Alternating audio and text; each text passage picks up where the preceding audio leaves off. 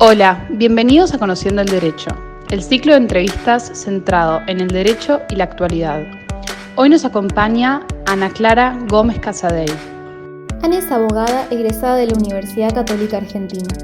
Actualmente se desempeña como asociada senior en el área de Derecho Laboral en el estudio Mitrani Caballero y Ruiz Moreno. Hoy estaremos hablando de la ley de teletrabajo. Somos Georgia Aliata y Lucía de los Heros, y esto es Conociendo el Derecho.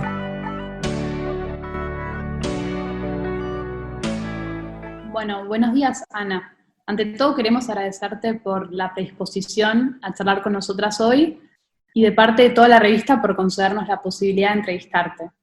Primero de todo, gracias a ustedes por la oportunidad y soy todo oídos. Bueno, arrancamos con la primera entonces. Han habido muchas críticas respecto a la ley de teletrabajo, ya que regula el teletrabajo parcial o total. ¿Crees que se le debería haber dado un tratamiento diferente? Las posibilidades desde el punto de vista del abordaje legislativo podría haber sido distinto, pero yo soy una convencida de que ya tenemos la ley, que es una ley que va a entrar en vigencia más adelante, esto es importante aclararlo. Entrará en vigencia 90 días después de que termine este periodo de aislamiento social preventivo y obligatorio. Pero no me gusta politizar o hacer, digamos, un poco de futurología sobre lo que se podría haber hecho, sino que me parece más importante, una manera más útil de canalizar energías, de ver qué hacemos con esto que tenemos entre manos. Que, como te digo, ya es ley, ya fue promulgada, si bien no vigente, estamos esperando que termine el periodo de aislamiento, pero sí es una ley que nos va a empezar a regir de acá a un breve plazo de tiempo. Perfecto, muchas gracias. Entrando un poco más en la regulación en sí, uno de los puntos destacados de la ley es la reversibilidad. En este sentido, el artículo 8 dice que en cualquier momento el teletrabajador puede solicitar unilateralmente regresar al establecimiento para realizar sus tareas. ¿Cuáles son las desventajas para el empleador y podría funcionar esto como un desincentivo para contratar con la modalidad de teletrabajo eventualmente? Definitivamente este es uno de los puntos más álgidos, si se quiere, de esta nueva regulación. Hay 2 o 3 puntos que son como desincentivos, como decís vos, o trabas, si se quiere, a la aplicación de esta modalidad contractual. Y la reversibilidad es uno de ellos. Fundamentalmente está dado por el siguiente tema, ¿no? Una de las ventajas, no solamente en Argentina, sino a nivel mundial, del teletrabajo, viene dado por una razón hasta social, si se quiere. Disminución del uso del transporte público, disminución de dióxido de carbono, justamente por el menor traslado de gente, reducción de metros cuadrados utilizados en las oficinas, descentralización de lo que serían los centros de negocios. Todas estas ventajas del teletrabajo está asociado a que justamente que el trabajador trabaja desde su casa o desde otro sitio que no sea su casa, pero que no es el establecimiento propio del empleador. Digamos, yo puedo teletrabajar desde un lugar distinto de mi domicilio particular y estaría también teletrabajando, siempre y cuando lo haga fuera del establecimiento o establecimientos de mi empleador. Todas estas ventajas están como fomentando un modelo de negocio en el cual uno, si se quiere, ahorra en metros cuadrados. De hecho, hay muchos emprendimientos, sobre todo desde el punto de vista tecnológico, no tanto la industria pesada, porque sigue con la planta industrial y bueno, todo el trabajo manual es un trabajo que no se puede hacer de forma remota, pero todo lo que es ingeniería del conocimiento y empresas de tecnología directamente no tienen oficinas, tal vez. O tienen una oficina muy pequeña donde hay un despacho, un centro de venta y nada más. El tema de la reversibilidad, como está hoy en día estipulado, significa que el trabajador podría decir de un día para el otro, yo hoy, a partir de ahora, dejo de teletrabajar y necesito una oficina para trabajar. Y el empleador estaría obligado a proveerle una oficina para que lo haga. Una oficina con conexión, con todas las normas de higiene y seguridad, con todo lo que implica. Entonces, todas las ventajas de fomento a esta forma de trabajo, con esta cláusula de reversibilidad, le estamos como encajonando mucho, por así decirlo. Un punto también que para mí es importante destacar es que esta norma se enmarca no solo por este punto de la reversibilidad, sino en todo su conjunto, en la ley de contrato de trabajo, donde hay una serie de principios que siguen vigentes y igual aplicables al trabajo presencial como al trabajo remoto. Como por ejemplo el principio de la buena fe que rige todo el tiempo en la vinculación laboral. Según este principio de buena fe, a mi entender, esta solicitud del trabajo presencial, digamos, de que le otorguen una oficina o volver a las oficinas, no podría ser intempestivo, debería ser dentro de un plazo razonable, con cierto preaviso. Eso es si entendemos y leemos este nuevo articulado en conjunto con toda la ley de contrato de trabajo, porque sabemos que es un solo articulado, ¿no? Pero más allá de estas válvulas de escape, si se quiere, que podemos encontrar para este corset de la reversibilidad, lo cierto es que como está escrito, yo creo que va a ser uno de los puntos más conflictivos y es uno de los puntos que más trabas le pone al fomento a este tipo de trabajo. Claro, como que le da una doble cara en un cierto punto que va a tener que después ser regulado. Sí, exacto, digamos, sería esperable, y creo que sería, digamos, lo mejor que podría pasar es que en una regulación posterior se determinen, si se quiere, los aspectos o los puntos sobre los cuales se podría pedir la reversibilidad. Por ejemplo, que tenga que mediar un preaviso de 30 días, que, digamos, que no sea de un día para el otro, o que este derecho a la reversibilidad se puede ejercer en un determinado periodo de tiempo.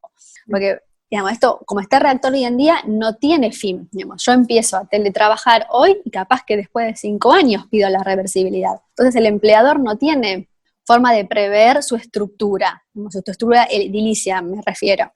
En cambio, si yo le pongo un plazo, por ejemplo, que el derecho a la elección de volver o no tiene un plazo de 60 días desde que empezás a teletrabajar porque querés ver si te acostumbras o no te acostumbras, por lo menos le pones un cierto marco de certeza o acotás esta incertidumbre, ¿no? Son ideas. Muy claro, gracias. Bueno, otra pregunta que teníamos era, dado que el teletrabajo tiene una dinámica distinta al trabajo presencial, considerando las características del teletrabajo o home office, ¿considerás que el derecho a la desconexión atenta contra este tipo de modalidad de trabajo? Primero, creo que también acá hay que hacer un par de aclaraciones. La prohibición de trabajar fuera de la jornada de trabajo no es nueva. Te diría que es una conquista que se logró después de la Revolución Industrial y así quedó plasmada en todas las legislaciones del trabajo. De hecho, nuestra ley general, digamos, la LST, la Ley de Contrato de Trabajo, la 20744, también prevé esta prohibición en principio, después hay ciertas excepciones como casos de fuerza mayor.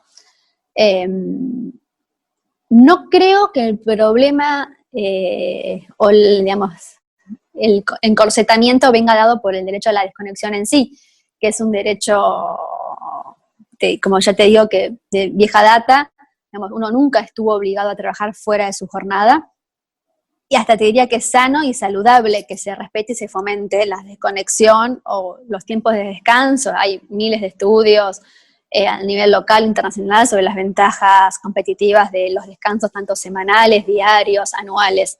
Para mí el problema no viene tanto dado por la desconexión, sino por algunos aspectos que la ley introdujo vinculado con la desconexión, como por ejemplo, que se prohíbe el contacto por cualquier medio fuera de los horarios de trabajo. Esto en el mundo actual es prácticamente imposible. Piensan que hay muchísimas empresas que tienen sus estructuras, parte a nivel local y parte a nivel internacional, que por una cuestión de diferencia de horarios, tu jefe puede estar sentado en un escritorio en San Pablo, en Brasil. Entonces, te manda un correo fuera de horario y eso estaría prohibido y el software debería impedirte ese tipo de conexión. Eso me parece que está completamente fuera de la realidad. Digamos, la realidad del teletrabajo es algo que evidentemente ya venía dado con mayor impulso tras las acciones de la pandemia y como siempre el derecho viene atrás a intentar regular algo que ya se nos da en la realidad. Pero esto sí me parece un corset demasiado exigente y poco practicable. A lo cual también me gustaría que haya algún tipo de reglamentación o mismo en la negociación colectiva algún tipo de apertura o morigeración, porque este es otro de los temas que, como están destacando ustedes con las preguntas, están dando como el talón de Aquiles del articulado de la nueva norma, ¿no? va a dar sin duda a conflicto. La ley establece que quienes tengan tareas de cuidado de familiares tienen derecho a horarios compatibles y a interrumpir la jornada laboral. ¿Afecta de manera alguna a la igualdad entre trabajo presencial y teletrabajo esta cuestión? Les comento un poco mi punto de vista sobre esto. La norma establece que aquellas personas que tengan a su cargo de forma única o compartida el cuidado de personas menores de 13 años, de niños, de personas que requieran asistencia especial por algún punto específico o cuidado de adultos mayores, el derecho a tener un horario compatible con el cuidado de estas personas, lo cual nuevamente en un primer punto nos lleva a que hace falta una regulación. Porque el universo, como está redactado hoy en día, es tan amplio de las personas que podrían llegar a cuidarse que requiere de más precisión. Por ejemplo, ¿qué es un adulto mayor? La verdad es que hoy en día en la ley de contrato de trabajo no hay una definición de tal. Podemos llegar a imaginarnos, pero primero esto requiere una regulación más precisa. Después otro punto que no está dicho con esta precisión en el artículo, en los nuevos artículos de teletrabajo, pero que nuevamente hay que articular con todo el conjunto de la ley de contrato de trabajo, es que estas pausas para cuidar o asistir a las personas que indica la norma no son pausas remuneradas. El contrato de trabajo es un contrato, lo que se dice, sinalagmático, es un contrato bilateral. Yo pongo mi fuerza de trabajo a disposición por el pago de una remuneración. Lo que dice esta nueva norma es que yo puedo interrumpir mi jornada sin que esto indique que yo tenga que ser sancionado por ese incumplimiento, pero no significa que tenga que ser retribuida esa pausa. ¿Y cómo compensa entonces el trabajador el tiempo que insumió en esa pausa? Lo que debería hacerse es completar la jornada y nuevamente debería irse a una negociación entre partes, digamos, o negociación colectiva cuando la haya, para que regulen estos topes o esta modalidad para poder utilizar estas pausas o descansos. En varios artículos de la norma se remite a la negociación colectiva o a la negociación entre las partes para poder terminar, digamos, de encauzar todos estos principios que trajo la nueva regulación, porque así como están, a veces terminan como estando medias vacías de contenidos o poco prácticos, digamos, ¿no? El tema de la compensación, los horarios o la jornada debería ser pactada entre las partes, lo cual también es una nueva obligación que trae la norma de teletrabajo, porque dice que hay que pactarlo por escrito. Perfecto, muchas gracias. Entonces, básicamente lo que venimos viendo hasta ahora es como que habría que encauzar varios de los artículos que están proponiendo, ¿no? Porque necesitan como hilar más fino en algún punto para que sean factibles. Sin dudas. La ley hoy en día, como está así, vendría a ser como un esquema macro, digamos, ¿no? Pero esto va a necesitar de una regulación específica tanto del Ministerio de Trabajo como de la Superintendencia de Riesgo de Trabajo por los temas de seguridad y salud, ¿no? Según la ley, los accidentes acaecidos en el lugar, jornada y en ocasión del home office se presumen accidentes de trabajo o, en su caso, enfermedades laborales. ¿Qué alcance tiene esta norma? ¿Crees que va a impactar en los juicios por accidentes de trabajo? Probablemente sea un nuevo foco, digamos, de conflictividad o de aumento de judicialidad. Pero también a esto me remito que desde el inicio de la pandemia ya estamos evidenciando un cambio y la Secretaría de Riesgo de Trabajo emitió diversas normas vinculadas con el teletrabajo y las normas de higiene y seguridad.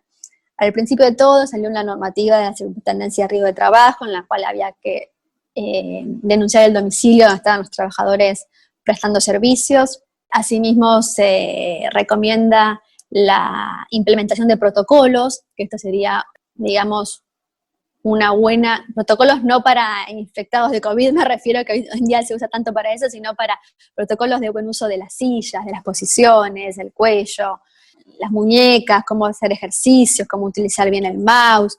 Deberían, digamos, hacer como una especie de entrenamiento las compañías con los trabajadores que están de sus domicilios y seguimiento.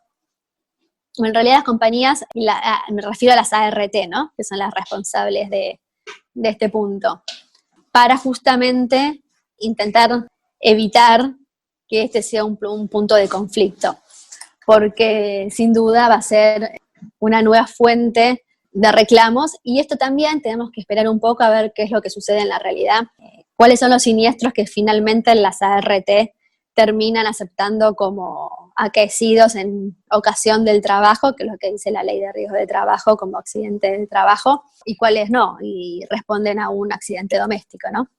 Muchas gracias. Y te hacemos la última pregunta. ¿Cómo crees que impactará esta norma en las relaciones laborales post-pandemia? ¿Cómo crees que impactará al mercado laboral en general? Justamente esta mañana estaba viendo las noticias, los diarios, y salió una encuesta bastante interesante que decía que en el mercado de trabajo actual, estamos hablando del mercado formal, ¿no? Más de la mitad de los trabajadores hoy en día están teletrabajando, el 56% más o menos está trabajando desde su casa. Y les consultaban si, por la implementación de estos nuevos cambios que estuvimos charlando, seguirían o no teletrabajando después de la pandemia, ¿no? Le consultaban a los empleadores, no a los trabajadores. Y la gran mayoría dijo que sí, que podrían implementar esta modalidad, y solo el 7% contestó que, por alguno de los puntos conflictivos, no implementarían el teletrabajo.